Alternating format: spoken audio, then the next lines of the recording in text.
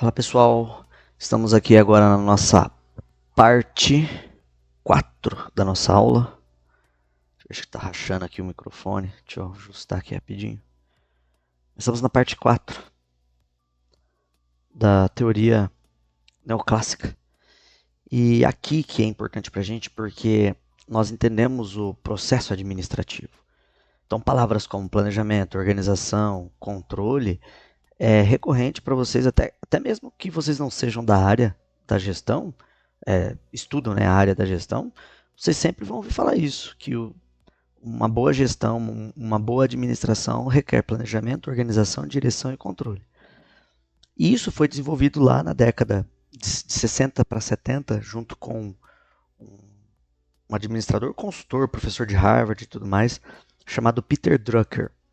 Peter Drucker ele desenvolveu, então, ajudou, né, a desenvolver esse conceito chamado Princípios Universais da Administração, que envolve esse processo administrativo, que diz que primeiro planejamos, depois organizamos, depois lideramos e assim monitoramos. Então, o planejamento está ligado aos objetivos da empresa, aos objetivos da organização. Está ligado também com um plano. Precisamos aumentar a operação de mercado, precisamos aumentar as vendas, precisamos ser mais produtivos, prestar mais serviço, atender mais cliente. Então, tudo começa com objetivos. A missão da empresa e os objetivos da empresa. Então, quando a gente olha esses princípios universais da administração, parece que faz todo sentido, né? Primeiro a gente planeja, aí a gente organiza, divide o trabalho, coloca cada peça no seu lugar, dividimos as atividades, agrupamos as pessoas, as atividades, os cargos, alocamos o recurso, ou seja, liberamos ou não o dinheiro, né? Então tudo isso é importantíssimo nesse contexto. Aí você dirige, no sentido de liderar pessoas, delegar tarefas, se comunica, motiva e lidera. Muitas vezes lida com conflitos internos, é mediador de conflitos, orienta as pessoas. Um gestor muitas vezes acaba sendo psicólogo, entre aspas, tá? Psicólogo dos seus liderados, recebe muita reclamação, lamentos, conflitos internos. Então, quando a gente fala de direção aqui, nós estamos falando principalmente de liderança. E controle, é claro, né? Como que você sabe que todas as tarefas foram executadas, que todas as metas foram atingidas? Você precisa monitorar esse desempenho com ferramentas. É aí que entra, né, o TI, é aí que entra o curso de vocês. Um software muito bem elaborado para uma gestão comercial, industrial ou de uma prestadora de serviço é essa a finalidade, tá? Gerar informações de controle para que a pessoa possa saber se precisa demitir, se precisa contratar, se precisa fazer empréstimo, se precisa segurar o caixa, se precisa trocar as máquinas ou precisa manter as máquinas. Então é baseado no controle que é feito toda uma revisão do planejamento, tá? E justamente por causa desse processo de planejar, organizar, dirigir e controlar, a gente chama disso daqui de PODC, ou pode ser. Então pode ser, né? Ou pode ser, pode ser. Pode ser, planejar, organizar, dirigir e controlar.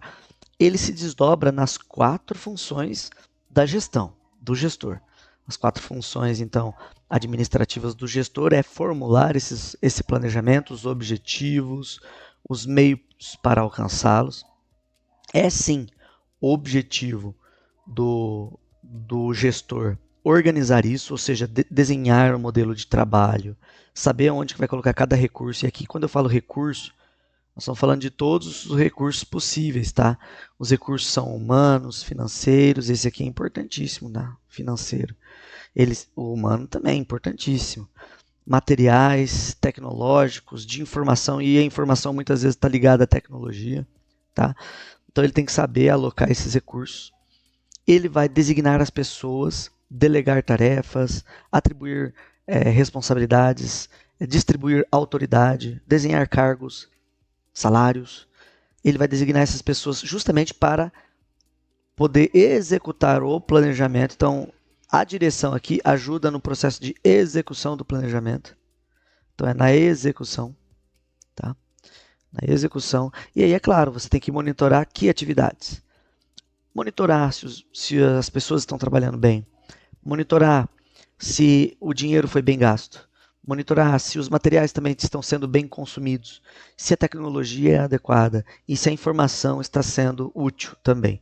E aí nós monitoramos, através das ferramentas de controle, exatamente o desempenho das pessoas, se os objetivos foram concluídos, foram alcançados, se os produtos foram desenvolvidos, vendidos, produzidos, se os serviços foram reformulados, prestados e o cliente está satisfeito, se a empresa agiu de maneira eficiente, lembra daquele quadro da aula passada?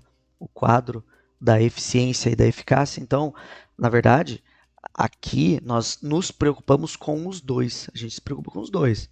A gente quer fazer as coisas da melhor forma possível, ou seja, ser eficiente, mas também a gente quer alcançar o resultado, ser eficaz.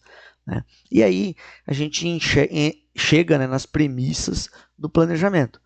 A gente precisa, para poder fazer um bom planejamento, saber como estamos, tá? Então, onde estamos agora, ou situação atual, nós chamamos isso de diagnóstico. Diagnóstico. E assim, vou usar uma metáfora bem simples aqui. Você só começa a fazer qualquer tratamento de saúde depois que você sabe seu exame. Então, basicamente, saber onde estamos agora com a empresa e sabemos qual é a situação atual ajuda a gente a fazer o planejamento. Tá? Então, onde estamos agora? Ok, estamos com 70% de market share, ou estamos com 10% só de market share.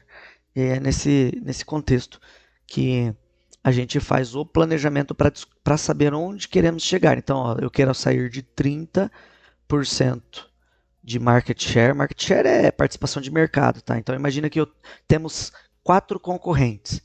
Eu tenho 30%, outro concorrente tem 60% e os outros dois têm 5% cada um. Então, essa é a participação de mercado. Só que eu quero chegar a 50% de market share.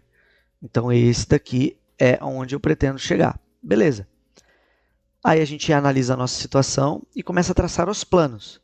Nesses planos, para conseguir atingir esse 50% de market share, nós precisamos ter alguns objetivos. E a gente vai fazer uma lista de objetivos. Primeiro, aumentar um portfólio de produto. Para conseguir vender mais, talvez eu precise de um produto novo.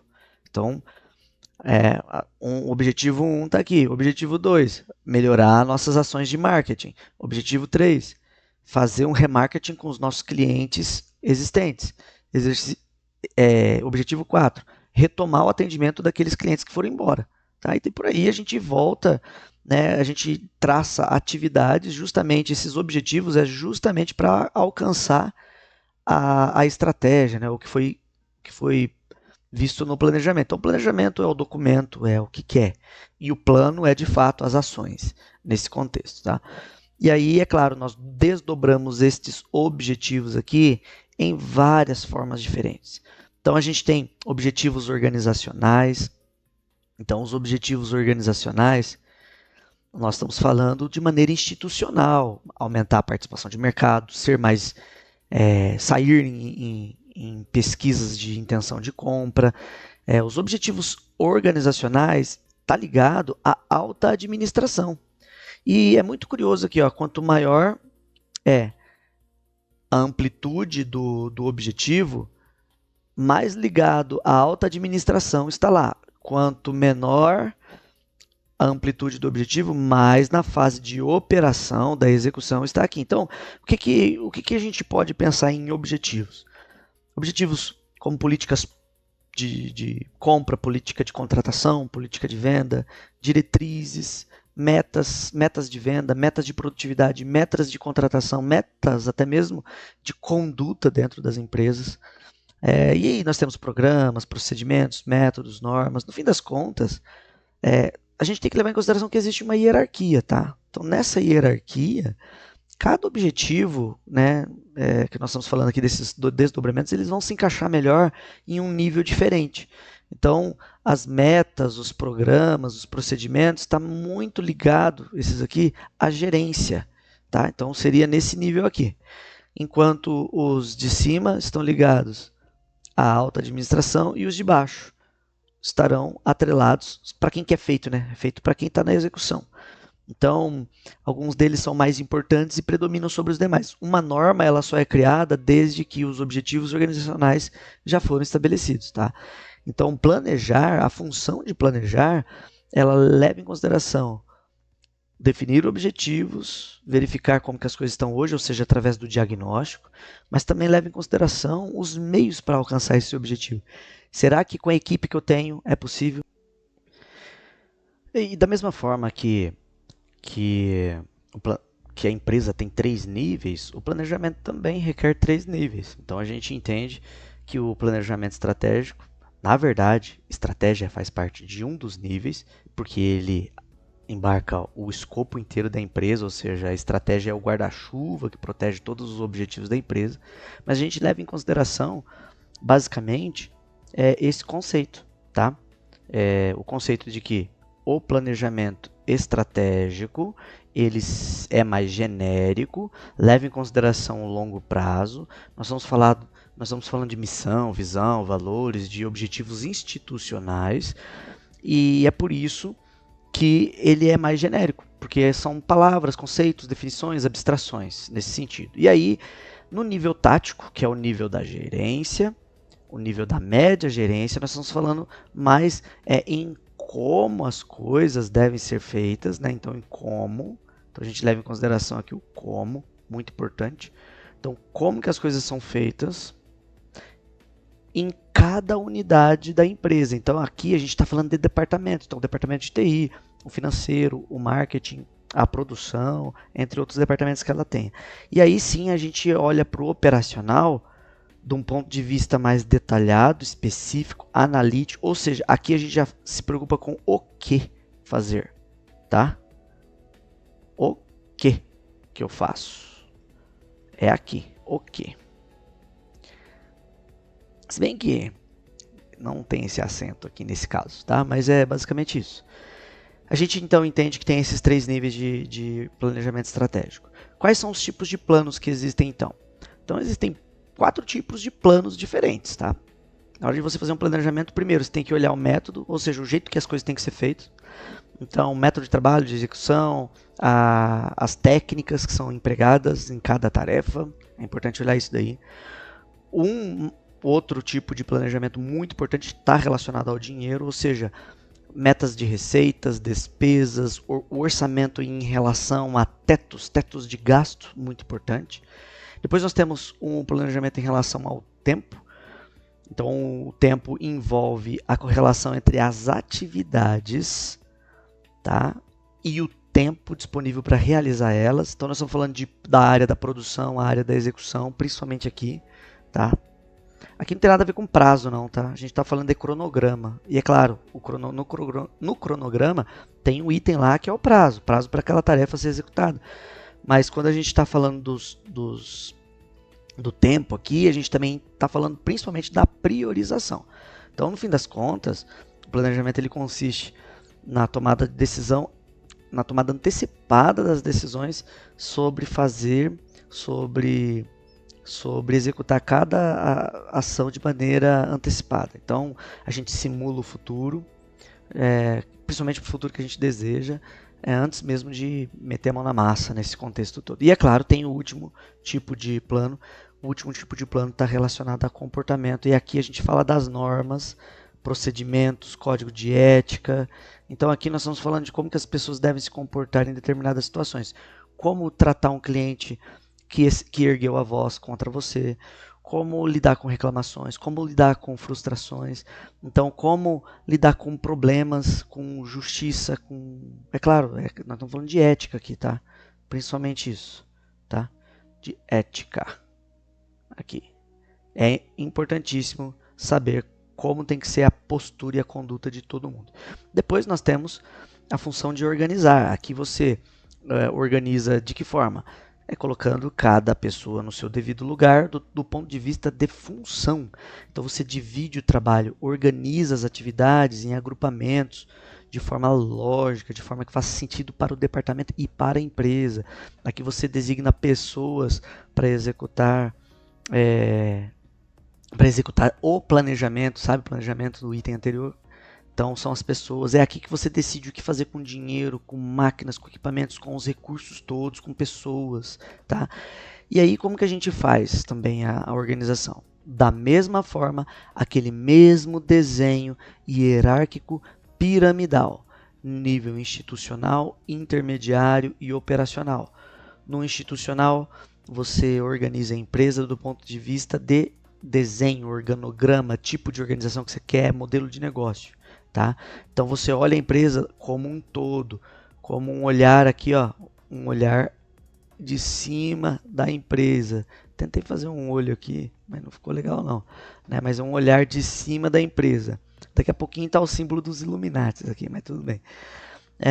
No nível intermediário, a gente tá mais preocupado em organizar os departamentos, né? Então, assim, beleza. Agora, financeiro cuida do quê? Contabilidade cuida do quê? E controladoria cuida do quê? Nós estamos falando de 3 departamentos que abordam o mesmo assunto, que é dinheiro. Então, contabilidade tem seu papel para abordar o dinheiro. Controladoria tem seu papel para abordar o dinheiro. E finanças também tem o seu papel. Tem empresas que vai colocar tudo isso num departamento só. Tem empresas que vai colocar a controladoria para gerenciar a contabilidade e o finanças. Tem empresa que vai colocar as finanças para gerenciar a controladoria e contabilidade. Tem empresa que a controladoria e a contabilidade é uma coisa só. Então, vai depender muito da necessidade da empresa nesse sentido. Eu dei o exemplo da controladoria, mas a gente poderia, por exemplo, falar do TI. Então, é interessante para uma empresa o TI ter um almoxarifado de equipamentos. Então, substituição de mouse, de componentes, de periféricos, né, como headset, entre outras coisas. É interessante o próprio departamento de tecnologia e informação de uma empresa ter um estoque ou não. Nós deixamos o estoque num almoxarifado geral para todas as outras áreas ou acrescentamos aqui dentro do departamento. Então são coisas que a gente reflete na hora de fazer a organização da empresa, tá? E no nível operacional, é claro, é desenho de cargos, ou seja, a função de cada um, nome, nomenclatura, por exemplo, assistente, auxiliar, ou então no caso de se você ainda quer dar uma escala de experiência numa mesma função, como júnior, sênior, pleno, então você vai encontrar analistas júnior, analista sênior, analista pleno, você vai encontrar auxiliares assim também, você vai encontrar assistentes assim, você vai encontrar desenvolvedores assim, desenvolvedor júnior, sênior, pleno, também é justamente quando a gente está organizando o nível operacional, tá? Em um movimento up to down, né? Ou seja, de cima para baixo, você faz esse tipo de nível de organização. Nesse modelo dos neoclássicos, após o planejamento, a gente segue a função da organização. Então, assim, para que o objetivo ele consiga ser alcançado, os planos executados, as pessoas precisam trabalhar de maneira eficiente, as atividades precisam ser agrupadas de maneira lógica, e é justamente essa a função da organização, tá? E aí nós temos a função de direção, dirigir. Então, como que se dirige uma empresa? Através da comunicação, através do olho no olho, da delegação de tarefas, através da motivação, da orientação das pessoas, do incentivo a essas pessoas. E sim, novamente, quando a gente fala de liderar, nós estamos falando dos 3 níveis organizacionais aplicados à direção. Então nós temos o nível institucional, que é de fato do diretor, do proprietário, do dono da empresa. Aí nós temos os níveis intermediários, que é da gerência, o operacional, da supervisão. Aqui são níveis de direção, tá? Então por isso que a gente fala do supervisor, do encarregado. A gente não fala do assistente, do analista, do desenvolvedor. A gente não vai falar de quem atua executando a tarefa, a gente fala de quem monitora ele, de quem supervisiona ele. Então a gente olha aqui que essas são as formas de você organizar a direção de uma empresa, ou seja, como que essa empresa vai ser liderada. No nível institucional, os cargos são de alto escalão, tá? Diretores, executivos, então você vai ver o CEO, Chief Executive Officer, CTO, Chief Technology Officer, que é a meta de vocês, né? Virar CTO, pelo menos eu penso assim, se tornar um CTO. Gerentes da sua área, né, de atuação, E quando a gente olha no nível operacional, nós estamos falando aqui dos supervisores e tudo mais, tá? Então, assim, para dirigir bem esses subordinados, o administrador, o gestor, vocês, no caso, em qualquer nível de organização, que seja você um supervisor, um gerente ou um diretor, é preciso saber se comunicar, liderar e motivar. A gente já viu isso na teoria das relações humanas, como que é importante você dominar as técnicas de liderança. Como não existe empresa sem pessoas, tá? A não ser que algum espertinho tenta criar uma empresa através de IA, mas ainda assim alguém teve que estar por trás dessa IA. Então não tem empresa sem pessoas, tá?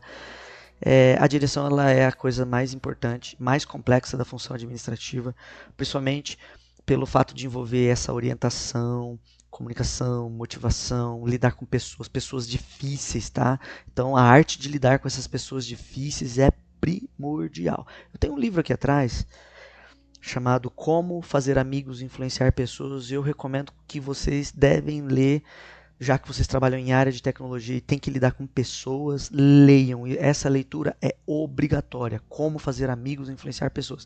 Não é um livro sobre fazer amizadezinhas vãs, não. É um livro sobre liderança e influência. Muito bom. Tá? E por fim, nós temos aqui o controle, né? A função de controlar. Aqui você tem que definir padrão de desempenho. O que é padrão de desempenho? Onde está a excelência? Qual é a métrica? Né? Então já a gente vai falar sobre esses métricas, esses números de desempenho. Mas você tem que monitorar baseado num critério, né? Então, se você lidera um departamento de TI e você tem uma equipe reduzida, se eu tenho 5 colaboradores numa empresa de TI e você lidera essa equipe de 5 pessoas, essas 5 pessoas têm que dar conta de todos os chamados, de toda a produtividade. E aí você faz a divisão, né, da produtividade. Se cada desenvolvedor consegue responder suporte, 5 suportes por dia, você não pode esperar menos que 5 suportes por dia. A não ser que tenha algum tipo de imprevisto. Mas imprevistos são exceções. Se tiver imprevisto todo dia e toda hora, está errado, tá? Na operação. Então a ideia é que você tenha padrões para você poder conseguir monitorar e fazer comparação. Você consegue comparar o desempenho de um desenvolvedor com outro, você consegue monitorar o desempenho de uma pessoa que está na mesma área com outra, ou com empresa vizinha, empresa concorrente, né? Você analisa o desempenho dela em conversas informais. Pergunta aí, quantos chamados seus colaboradores conseguem responder por dia? Os meus conseguem responder 10 chamados por dia, cada um. Aí você pensa assim, o que eles fazem de diferente que conseguem prestar suporte para 10 pessoas no dia, enquanto que a minha equipe só consegue, da minha equipe consegue responder para 5 pessoas no dia. Então a ideia é que você saiba desses números, faça comparação para tomar ações corretivas, tá? Para você saber corrigir isso tudo. Basicamente, para fazer o controle de uma organização, existem 4 fases, tá? Primeira fase, que é uma das mais importantes, você tem que estabelecer padrão. Esse é o padrão de execução das tarefas com excelência. Depois você tem que observar o desempenho das pessoas. Então, se o padrão é fazer 10 atendimentos, conseguir atender 10 demandas por dia de trabalho, a gente tem que olhar quanto de produtividade cada uma dessas pessoas estão executando. Então a gente observa o desempenho delas de maneira individual, para que depois a gente possa fazer o cruzamento desses dados, tá? Em relação ao padrão estabelecido aqui, tá? Eu tenho então 5 funcionários, 2 conseguem responder 10 chamados ou 10 demandas, enquanto 3 não conseguem atender essas demandas. Por que esses 3 não conseguem? É um problema de infraestrutura? É um problema de método? Eles estão mal treinados? Então a ideia do controle é justamente você conseguir criar decisões, e não é decisão corretiva, nós estamos falando de decisão inteligente aqui, tá? Decisões inteligentes, tá? Inteligentes, é o mais importante. E é claro, né, como tudo que a gente está falando aqui nesse momento, para você estabelecer controles dentro de uma organização, a gente tem que respeitar os níveis hierárquicos da organização.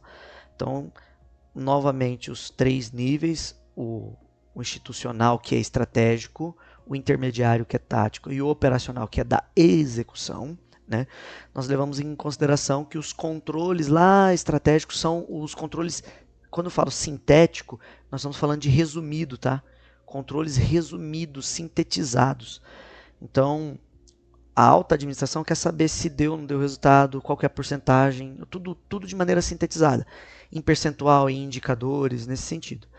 Quando a gente olha no nível tático, a gente começa a colocar mais detalhes nesses tipos de indicadores. Então, por exemplo, produtividade. Minha produtividade é de 12 demandas para cada colaborador da minha equipe aqui de desenvolvedores, tá? Então a gente olha nesse sentido. E é claro, né, a gente sempre olha um recorte no tempo. Né? O nível operacional, o tipo de indicador no nível operacional, ele é de curto prazo. Nós estamos falando, por exemplo, por dia, por hora. A gente analisa a produtividade das pessoas por dia, por hora. A gente analisa a rentabilidade de uma operação por dia, por hora. Tá? Médio prazo a gente olha de acordo com o recorte de tempo. Geralmente, médio prazo, nós estamos falando aí de 2 a 3 anos ali, né? Enquanto curto prazo está dentro de 1 ano. Então a gente sempre olha dessa forma, tá? A amplitude desses níveis de controle também são compatíveis com o nível de estratégia também, né? Com o nível hierárquico. Então a amplitude no nível estratégico está ligada à empresa com sua totalidade. É macro-orientada, tá? Nesse sentido. Já no nível tático, nós estamos falando de cada unidade, ou seja, departamento, DPTO, departamento da organização. E no nível operacional, nós estamos falando de tarefas, de entregas, de demandas, de chamados, tá? Então, basicamente é isso. Tentei escrever demanda aqui e não deu certo, tá? Agora, quais são os padrões que você tem que estabelecer para poder fazer um controle muito bom? Existem 4 tipos de padrões também. Então, primeiro, eu quero analisar qualidade, eu quero analisar quantidade, até inverti aqui, na verdade é quantidade, então eu vou criar métricas quantitativas, vou também criar métricas qualitativas para monitorar a qualidade, também vou levar em consideração tempo para analisar produtividade e também de custo para olhar, é claro, nós precisamos olhar o dinheiro dessa empresa, tá? Então, quantidade, volume de produção, no caso de TI, volume de chamados atendidos, de suportes prestados, de demanda atendida, tá? Níveis de estoque, então nós estamos falando de quantidade de componentes, tá? Que você pode estar armazenando, número de horas trabalhadas, estou quantificando de novo, 8 horas, 12 horas, levou 20 horas para resolver um problema, tá? E é claro, o volume de vendas, né? Quantos serviços foram vendidos, tá? Quando a gente fala de qualidade, os padrões de qualidade estão ligadas, por exemplo, as especificações do produto ou do serviço que você está prestando, tá? Então, o serviço entra aqui também, tá? Escrevi errado aqui, mas é serviços, serviços. A gente olha também os padrões, as especificações. De acordo com o critério técnico, a gente analisa o padrão de qualidade. Então, a forma como a pessoa é atendida, a forma como é entregue o serviço, tal, tudo isso vai ter que estar escrito no manualzinho como padrão de qualidade, tá? E é claro, nós estamos falando do controle de qualidade de matérias-primas utilizadas. Pensando na indústria, mas no caso de vocês, a gente sempre foca o serviço, tá? Nesse sentido. Padrões de tempo, então, tempo de produção e tempo de prestação de serviço também, tá? De novo, serviço aqui, tá? Então, prestação de serviço. Tempo médio de estocagem, o tempo médio que os itens ficam armazenados na empresa, padrões de rendimento, o que rendeu, aquele serviço rende mais que o outro, a mesma forma de resolver um problema para o cliente, formas diferentes, tá melhor dizendo, né? Formas diferentes de resolver o mesmo problema para o cliente, né? Então, a gente tenta criar aqui uns padrões de rendimento, qual que rende mais. E tempo médio de atendimento, muito importante. E os padrões de custos, tá? Custo na prestação de serviço, custo de financiamento, custo de estocagem, custo na execução da hora. Então, existe um termo aqui muito curioso, custo minuto, tá? Minuto. Custo minuto, muito utilizado na indústria de produção e na prestação de serviço, que é o caso de vocês. Então, a ideia, né, de você entender os 4 tipos de padrões é justamente para quando você chegar num cargo de gestão, você saber como criar ferramentas de controle. O que eu tenho que controlar? Eu tenho que controlar o quê? Qualidade de quê? Quantidade de quê? Tempo de quê? Custo de quê? É exatamente isso que a gente está falando nesse momento.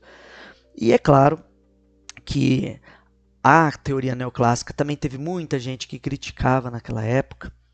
Eles criticavam a teoria neoclássica primeiro porque eles resgatavam a velha concepção do Fayol, né? Que administrar é prever, organizar, comandar, coordenar, controlar, né? Continua firme, mas com outros nomes, né? Então é planejar, organizar, dirigir e controlar. São 4, enquanto o Fayol oferecia outros nomes a mais aqui. Então até hoje a gente se fala desses princípios, tá? Então assim, esses são os princípios, tá? E essas são as funções administrativas: planejamento, organização, direção e controle. Porém, a crítica é que administrar é muito mais que gerenciar pessoas, recursos e atividades, tá? Principalmente quando a gente fala de uma sociedade que muda a cada segundo, que sempre tem uma tecnologia nova, que muda a forma como você trata cliente, como você presta serviço, como você produz alguma coisa, como você vende alguma coisa. Então, administrar é mais do que isso. O papel do gestor está sempre ligado na inovação, criação, criar coisas novas, tá? Basicamente nesse contexto. É bastante importante vocês olharem esse quadro aqui também. Esse quadro, ele faz uma comparação entre a teoria clássica, a teoria das relações humanas e a teoria neoclássica. Fechou? A gente se vê na próxima aula. Fiquem com Deus. Até a próxima.